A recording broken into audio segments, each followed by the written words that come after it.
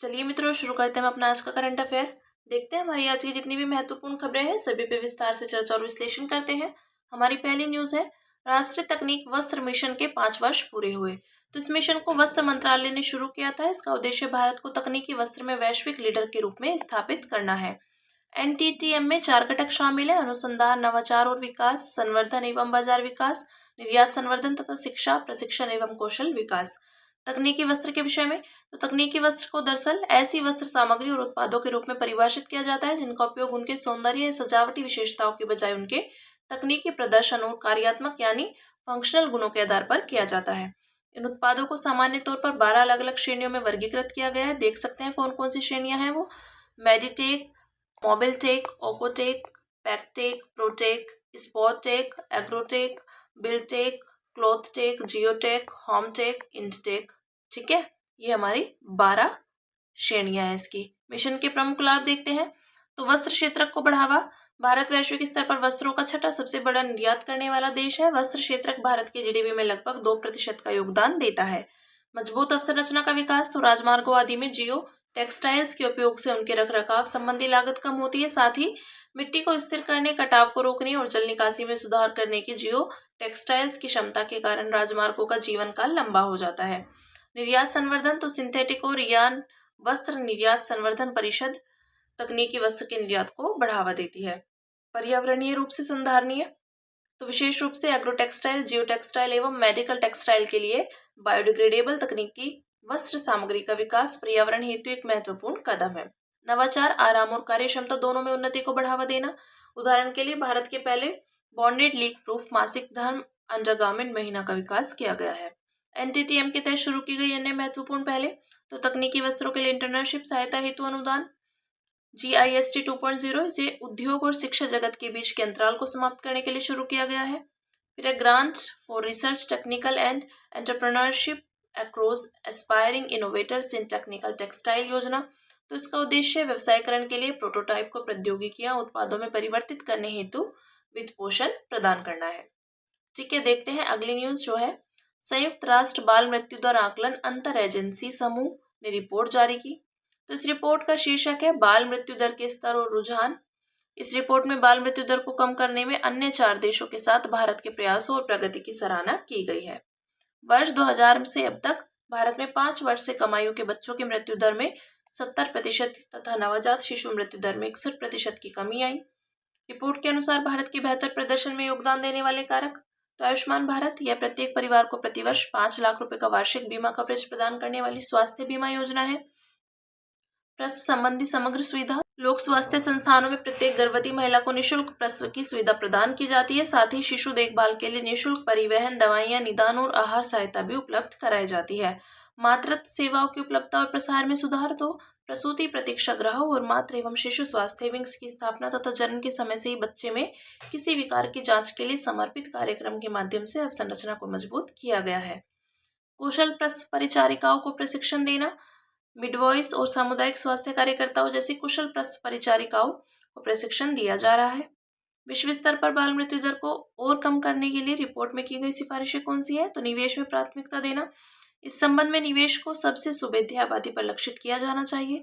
Data का बेहतर उपयोग करना, तो लक्ष्यकरण संबंधी कार्य और हस्तक्षेप उपराष्ट्रीय स्तर के डेटा पर आधारित होने चाहिए।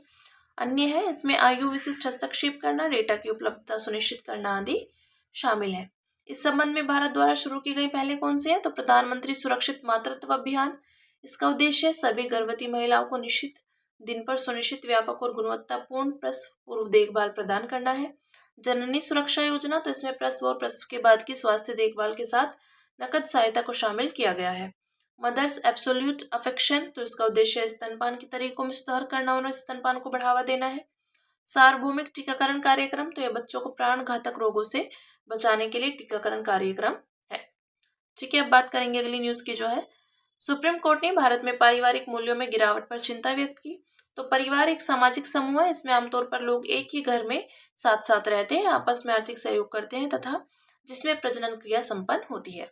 परिवार को भारतीय समाज की बुनियादी संस्था माना जाता है और यह हमारे पारस्परिक सामाजिक संबंधों में पारंपरिक रूप से प्रमुख स्थान रखता है। हालांकि मौजूदा दौर में एकल परिवार की बढ़ती प्रवृत्ति, लिव इन रिलेशनशिप, पारिवारिक कलह आदि पारिवारिक मूल्यों में गिरावट का संकेत देते हैं। पारिवारिक मूल्यों में गिरावट के मुख्य कारण तो सामाजिक प्रगति, शहरीकरण, वैश्वीकरण, औद्योगिकरण आदि के कारण संयुक्त परिवार प्रणाली कमजोर हो रही है। बदलते सांस्कृतिक दृष्टिकोण तो वर्तमान युवा पीढ़ी तेजी से निष्ठा, स्वतंत्रता और घरेलू कार्यों को बराबरी में बांटने की मांग कर रही है। आर्थिक कारक, जीवन जीने के लिए अधिक धन की आवश्यकता, आर्थिक अस्थिरता, आधुनिक जीवन की उच्च मांगों के साथ साथ दृष्टिकोण और विचारों में अंतर आदि के कारण अलग अलग पीढ़ियों के लिए एक साथ रहना कठिन होता जा रहा है। नैतिक मूल्यों का ह्रास तो व्यक्तिवादी और भौतिकवादी समाज के उदय में ईमानदारी, नैतिकता व सहानुभूति जैसे मूल्यवान गुणों का ह्रास होता जा रहा है, जो सामूहिक जीवन के लिए आवश्यक है। निष्कर्ष क्या है? तो पीढ़ीगत मतभेदों को दूर करने के लिए अधिक से अधिक संवाद को बढ़ावा देना, पारंपरिक लैंगिक भूमिकाओं के बजाय व्यक्तिगत क्षमताओं के अनुसार कार्यों का बंटवारा करना, निजता का सम्मान करते हुए तकनीकी को अपनाना और आदि पारिवारिक मूल्यों को बनाए रखने में मदद कर सकते हैं। परिवार द्वारा निभाई जाने वाली महत्वपूर्ण भूमिकाएं, संतान उत्पत्ति और पालन पोषण तो बच्चों का समाजीकरण और विकास सुनिश्चित करना, मूल्यों का विकास, सामूहिकता, भागीदारी, सहयोग आदि की भावना विकसित करना, समर्थन और सुरक्षा तो बुजुर्गों और बीमारों को भावनात्मक एवं आर्थिक सहयोग प्रदान करना और अन्य सांस्कृतिक परंपराओं और मूल्यों को अगली पीढ़ी तक पहुंचाना, शैक्षिक शिक्षा और सीखने की प्रक्रिया को बढ़ावा देना। ठीक है, देखते हैं आगे। सागरमाला कार्यक्रम के 10 वर्ष पूरे हुए। तो सागरमाला कार्यक्रम मार्च 2015 में शुरू किया गया था। ये केंद्रीय पतन, पोत, परिवहन और जलमार्ग मंत्रालय की एक प्रमुख पहल है। इस कार्यक्रम का उद्देश्य भारत की 7,500 किलोमीटर लंबी तटरेखा और लगभग 14,500 किलोमीटर नौवहन योग्य जलमार्ग क्षमता का उपयोग करके देश में आर्थिक विकास को प्रगति प्रदान करना है। साथ ही इसका लक्ष्य घरेलू परिवहन तथा आयात निर्यात कार्गो की लॉजिस्टिक्स लागत को भी कम करना है। राष्ट्रीय सागरमाला शीर्ष समिति इस कार्यक्रम के लिए नीतिगत दिशा निर्देश जारी करने और निगरानी करने वाली शीर्ष संस्था है। इस कार्यक्रम के 5 पिलर्स और 24 श्रेणियां हैं, देख सकते हैं। बंदरगाह आधारित औद्योगिकरण तो औद्योगिक क्लस्टर, SIPC और SEZ, तापीय विद्युत संयंत्र, बंदरगाह आधारित उद्योग। फिर है तटीय समुदाय का विकास तो कौशल विकास, मात्स्यिकी, रोपवे, प्रौद्योगिकी केंद्र और समुदाय विकास। नेक्स्ट है तटीय पोत परिवहन और अंतर्देशीय जल परिवहन। इसमें है तटीय पर्यटन, ROPAX, पैसेंजर जेट्टी, क्रूज पर्यटन, तटीय अवसंरचना, द्वीपीय विकास, अंतर्देशीय जलमार्ग और फिर है बंदरगाह आधुनिकीकरण। इसमें है नए बंदरगाह, बंदरगाह आधुनिकीकरण, बड़े बंदरगाह, बंदरगाह आधुनिकीकरण, अन्य बंदरगाह, जहाजों की मरम्मत। फिर बंदरगाह कनेक्टिविटी तो सड़क मार्ग, रेल मार्ग, पाइपलाइन, मल्टी मोडल हब्स। आगे देखते हैं इस कार्यक्रम का नया चरण सागरमाला 2.0 है। नए चरण में जहाज निर्माण, मरम्मत, रिसाइकलिंग और बंदरगाहों के आधुनिकीकरण पर ध्यान केंद्रित किया जाएगा। सागरमाला कार्यक्रम की उपलब्धियां तो अब तक 272 परियोजनाएं पूरी की जा चुकी है। इन परियोजनाओं में लगभग 1.41 लाख करोड़ रुपए का निवेश हुआ है। बंदरगाहों की वैश्विक रैंकिंग 9 भारतीय बंदरगाह विश्व के शीर्ष 100 बंदरगाहों में शामिल है। विशाखापत्तनम, विजाग विश्व के शीर्ष 20 कंटेनर बंदरगाहों में शामिल है। Sagarmala startup innovation initiative launch किया गया तो इस पहल का उद्देश्य भारत के समुद्री क्षेत्र में नवाचार और उद्यमिता को बढ़ावा देना है। तटीय पोत परिवहन में संवृद्धि तो पिछले एक दशक में 118% की संवृद्धि हासिल की गई। इससे लॉजिस्टिक्स लागत और कार्बन उत्सर्जन में कमी आई। अंतर्देशीय जलमार्गों से परिवहन में वृद्धि तो कार्गो परिवहन में 700% की संवृद्धि दर्ज की गई है। इससे सड़क मार्गों और रेल मार्गों पर यातायात की भीड़ में कमी आई है। आगे देखते हैं नासा के पार्कर सोलर प्रोब ने सूर्य से 6 मिलियन किलोमीटर की दूरी में पहुंचने का एक और प्रयास किया। तो पार्कर सोलर प्रोब को 2018 में प्रक्षेपित किया गया था। यह यान सूर्य के ऊपरी वायुमंडल यानी कोरोना से होकर गुजरा था और वहां से कणों एवं चुंबकीय क्षेत्रों के नमूने प्राप्त किए थे। इस प्रकार यह सूर्य को स्पर्श करने वाला पहला अंतरिक्ष यान बन गया था। पार्कर सोलर प्रोब के विषय में देखते हैं तो इसे सूर्य की सतह से लगभग 6.5 मिलियन किलोमीटर के भीतर उड़ान भरने के लिए डिजाइन किया गया है, ताकि सूर्य से निकलने वाली ऊर्जा के प्रवाह का पता लगाया जा सके, सौर कोरोना के ताप का अध्ययन किया जा सके और सौर पवनों को गति देने वाले कारकों की खोज की जा सके। सौर पवनें सूर्य के डार्क और कम गर्म क्षेत्रों से निकलने वाले प्रोटॉन्स एवं इलेक्ट्रॉन्स जैसे विद्युत आवेशित कणों की धारा है। सूर्य के डार्क और कम गर्म क्षेत्रों को कोरोनल होल्स एवं सक्रिय क्षेत्र कहा जाता है। यान पर लगे वैज्ञानिक उपकरण तो field experiment, integrated science investigation of the sun, wide field imager for solar probe और solar wind electrons, alpha and protons आदि। सौर मिशनों का महत्व देखते हैं तो अंतरिक्ष मौसम का पूर्वानुमान, सौर विकिरण और उससे जुड़ी ये ऊर्जा एवं चुंबकीय क्षेत्र अंतरिक्ष मौसम में परिवर्तन ला सकते हैं। इनका असर अंतरिक्ष प्रौद्योगिकी और संचार प्रणालियों पर पड़ता है। खगोलीय पिंडों को समझना तो सूर्य सबसे निकटतम तारा है। इसके अध्ययन से अन्य तारों के बारे में शोध में मदद मिल सकती है। अन्य सोलर प्रोब वेधशालाएं। इसरो आदित्य L1 सूर्य का अध्ययन करने वाला पहला अंतरिक्ष आधारित भारतीय मिशन है। अन्य है advanced space based solar observatory चीन, हिनोट जापान, नासा यूरोपीय स्पेस एजेंसी और जापान एरोस्पेस एक्सप्लोरेशन एजेंसी के सहयोग से निर्मित सोलर एंड हेलियोस्फेरिक ऑब्जर्वेटरी आदि। ठीक है, अब देखते हैं अगली न्यूज जो है संसदीय स्थायी समिति ने केंद्रीय अन्वेषण ब्यूरो पर रिपोर्ट प्रस्तुत की। तो कार्मिक लोक शिकायत विधि और न्याय से संबंधित विभागीय संसदीय स्थायी समिति ने अपनी रिपोर्ट में सीबीआई की कार्यप्रणाली को मजबूत करने के लिए कुछ सिफारिशें की हैं। सीबीआई की कार्यप्रणाली से जुड़ी चिंताएं देखते हैं। तो स्वायत्तता की कमी तथा अधिक प्रभावी नहीं होना। सीबीआई को दिल्ली विशेष पुलिस स्थापना अधिनियम 1946 के तहत कानूनी शक्तियां दी गई है। इसमें राज्यों को अधिक शक्तियां दी गई हैं, जैसे कि किसी मामले की जांच के लिए राज्य सरकारों से सहमति प्राप्त करना। स्पष्ट है कि केंद्रीय एजेंसी होने के नाते सीबीआई को जांच के दौरान व्यवधानों का सामना करना पड़ता है। वर्तमान में पश्चिम बंगाल, कर्नाटक जैसे विविध राज्यों ने सीबीआई को सौंपी गई सामान्य सहमति वापस ले ली है। इससे कई मामलों में सीबीआई जांच प्रभावित हो रही है। बड़ी संख्या में रिक्तियां। तो सीबीआई में कुल 724 पद रिक्त हैं, जो स्वीकृत पदों का लगभग 16% है। पारदर्शिता की कमी। तो सीबीआई द्वारा दर्ज मामले, उन मामलों की जांच की प्रगति और अंतिम निर्णय से जुड़ी जानकारी सार्वजनिक रूप से उपलब्ध नहीं होती। संसदीय समिति की सिफारिशें। अलग या नया कानून। तो राष्ट्रीय सुरक्षा और अखंडता से जुड़े मामलों में सीबीआई को राज्य की सहमति के बिना व्यापक जांच की शक्तियां प्रदान करने के लिए एक नया कानून बनाया जा सकता है। सीबीआई को एक स्वतंत्र भर्ती प्रणाली गठित करनी चाहिए। सीबीआई को उपाधीक्षक और उप निरीक्षक जैसे महत्वपूर्ण पदों पर सीधी भर्ती की अनुमति दी जानी चाहिए। साइबर अपराध, फोरेंसिक जैसे क्षेत्रों में विशेषज्ञों के लिए लेटरल एंट्री का प्रावधान किया जाना चाहिए। सूचनाओं को सक्रिय रूप से सार्वजनिक करना। तो सीबीआई की कार्यप्रणाली को अधिक पारदर्शी बनाने के लिए दर्ज मामलों से जुटे डेटा और वार्षिक रिपोर्ट सार्वजनिक रूप से सीबीआई की वेबसाइट पर उपलब्ध करानी चाहिए। सीबीआई के विषय में देखते हैं। तो सीबीआई की शुरुआत विशेष पुलिस स्थापना से जुड़ी हुई है, जिसे 1941 में स्थापित किया गया था। विशेष पुलिस स्थापना का कार्य द्वितीय विश्व युद्ध के दौरान भारत के युद्ध एवं आपूर्ति विभाग में भ्रष्टाचार और घूसखोरी के मामलों की जांच करना था। स्थापना भ्रष्टाचार निवारण पर संथानम समिति की सिफारिश पर 1963 में सीबीआई का गठन किया गया था। सीबीआई केंद्रीय कार्मिक, पेंशन और लोक शिकायत मंत्रालय के तहत कार्य करती है। वैधानिक स्थिति। तो सीबीआई न तो संवैधानिक संस्था है और न ही सांविधिक संस्था है। ठीक है, अब बात करेंगे अन्य सुर्खियों की, जिसमें पहली न्यूज है जैव विविधता विरासत स्थल। कसमपट्टी सेक्रेड ग्रोव को तमिलनाडु का दूसरा बीएचएस घोषित किया गया है। राज्य का पहला बीएचएस मदुरई में अरिटापट्टी है। ये डिंडीगुल जिले में अलगरमले रिजर्व फॉरेस्ट के पास स्थित है। जैव विविधता विरासत स्थल के विषय में देखते हैं। तो बीएचएस विशिष्ट पारिस्थितिकी तंत्र है। ये अपने कुछ महत्वपूर्ण घटकों के साथ जैव विविधता के मामले में समृद्ध होता है। यहाँ प्रजातियों की उच्च समृद्धता, उच्च स्थानिकता, दुर्लभ स्थानिक और संकटग्रस्त प्रजातियां, कीस्टोन प्रजातियां आदि पाई जाती हैं। इन स्थलों को जैव विविधता अधिनियम 2002 की धारा 37(1) के तहत अधिसूचित किया जाता है। इस धारा में प्रावधान है कि राज्य सरकार स्थानीय निकायों के परामर्श से जैव विविधता महत्व वाले क्षेत्र को आधिकारिक राजपत्र में बीएचएस के रूप में अधिसूचित कर सकती है। नेक्स्ट है GAIA। तो यूरोपीय अंतरिक्ष एजेंसी ने अपने अंतरिक्ष वेधशाला मिशन GAIA को बंद कर दिया।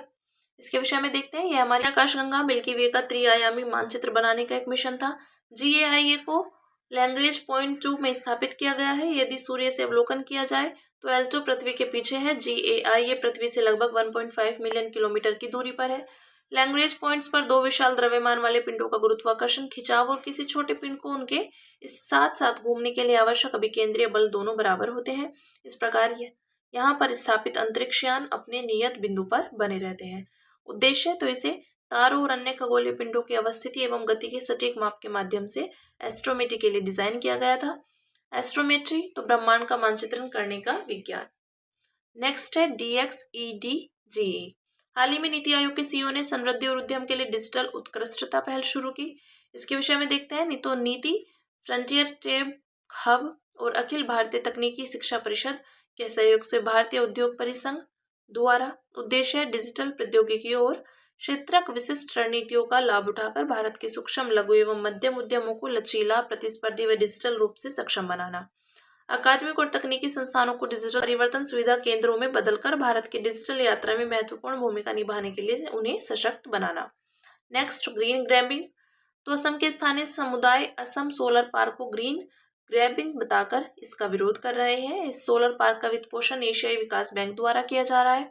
ग्रीन गैबिंग के विषय में, तो यह पर्यावरणीय उद्देश्यों के नाम पर भूमि और संसाधनों का विनियोजन है। वर्तमान में यह चिंता का कारण बनकर उभरा है। ग्रीन ग्रैबिंग तब होती है जब किसी भूमि का कार्बन ऑफसेटिंग, जैव विविधता संरक्षण, वनीकरण या स्वच्छ ऊर्जा उत्पादन जैसी परियोजनाओं के लिए फिर से उपयोग किया जाता है। इससे स्थानीय समुदाय विस्थापित होते हैं, उनकी आजीविका पर बुरा असर पड़ता है, खाद्य सुरक्षा कमजोर होती है और स्थानीय कृषि जैव विविधता की रक्षा करने वाले पारंपरिक ज्ञान को नुकसान पहुंचता है। फिर नेक्स्ट है जेनो ट्रांसप्लांटेशन। तो चीन में चिकित्सकों ने जीन संशोधित सुअर से मानव लीवर जेनो ट्रांसप्लांटेशन के माध्यम से सुअर के लीवर को एक इंसान में प्रत्यारोपित किया। सुअर के लीवर ने मरीज के मूल लीवर को पूरी तरह से प्रतिस्थापित नहीं किया। ट्रांसप्लांट यानी प्रत्यारोपण उन लोगों की सहायता के लिए ब्रीज आर्गन के रूप में काम कर सकता है जो मानव दाता की प्रतीक्षा कर रहे हैं। इसके विषय में देखते हैं। तो जेनो ट्रांसप्लांटेशन में किसी पशु से जीवित कोशिकाओं तक या अंगों को एक मानव में ट्रांसप्लांट, इम्प्लांट या कन्फ्यूशन किया जाता है। लाभ है अंगों की वैकल्पिक आपूर्ति, ट्रांसप्लांटेशन योग्य अंगों की कमी को दूर करना आदि। नेक्स्ट, प्रचंड प्रहार अभ्यास। तो भारतीय सशस्त्र बलों, थल सेना, नौसेना और वायुसेना ने अरुणाचल प्रदेश में तीनों सेनाओं के एकीकृत बहुक्षेत्रीय अभ्यास प्रचंड प्रहार का आयोजन किया। इसमें तीनों सेनाओं में एकीकृत नियोजन, कमान और नियंत्रण तथा निगरानी एवं गोलाबारी प्लेटफॉर्म्स के निर्बाध निष्पादन को प्रमाणित किया।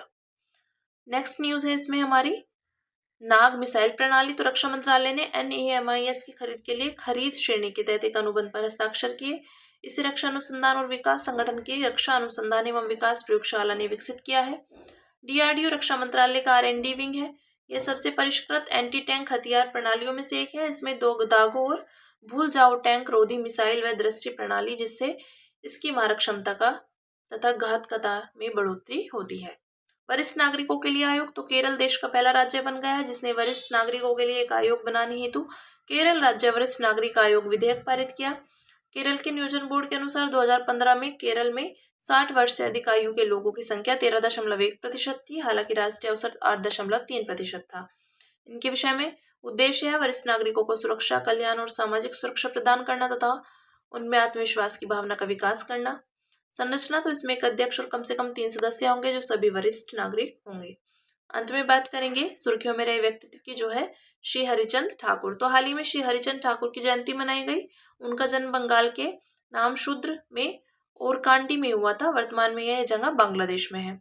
उन्होंने बंगाल में मतुआ संप्रदाय की स्थापना की थी। मुख्य योगदान, तो निम्न वर्ग का उत्थान। उन्होंने धार्मिक सुधार के माध्यम से करुणा और न्याय को बढ़ावा दिया था। उन्होंने चांडाल आंदोलन नामक अस्पृश्यता विरोधी आंदोलन का नेतृत्व किया था।